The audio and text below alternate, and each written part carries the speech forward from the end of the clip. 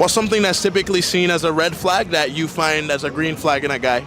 I think some people might think that like a super masculine man is a red flag, but I'm kind of into that. Like, I like for a man to be super alpha and kind of make decisions. And I don't want to say be controlling, but like Dominant.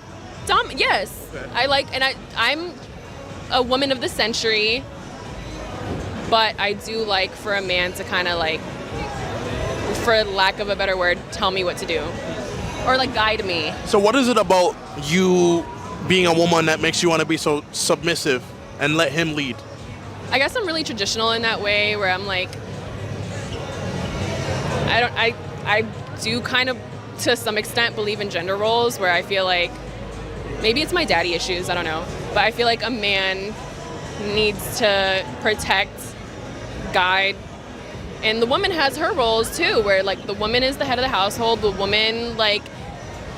Wait, do you really think a woman could be the head of the household? Oh, completely. I think like the man provides, but the woman, it's like the whole saying where like the man might be the head, but the woman is the neck. Like the woman... Then she'd be the neck of the household, not the head. But isn't the neck more important than the head? I think Says so. who, though? I think so. That you're asking for my opinion. When a woman is the breadwinner in a relationship, do you think that as a man, it's easier to date her then? If the woman is the breadwinner, I'll be honest, for me, that would make me feel bad about myself.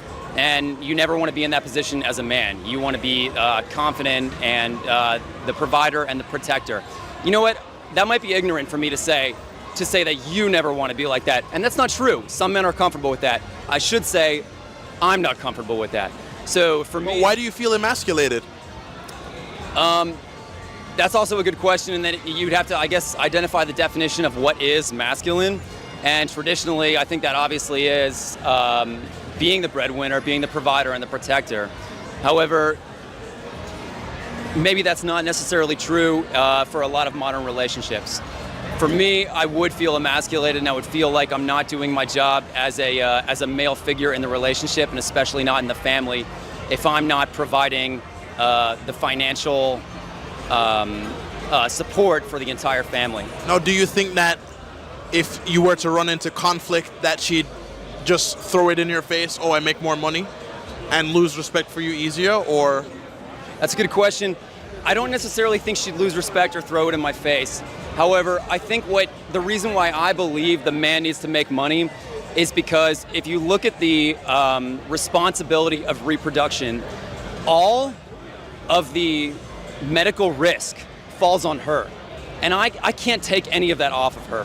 Historically, women have been very at risk of death, and their children have been at risk of death by giving birth to children. And I can't take that burden off of her. I cannot say, let me carry the child, let me give birth to the child, let me take those medical risks. So that makes it to where I have to take on some other responsibility. And the best thing I think I can do is say, let me pay for whatever medical assistance you need, and let me go out and make the money. Let me do the job so that you can take it easy, take care of yourself, and take care of the kid, at least while you're pregnant, delivering, and then even while nursing. Because those are biological differences, not societal differences that I cannot assume. So in other words, I have to make up for that, and I think the way to do that is financially.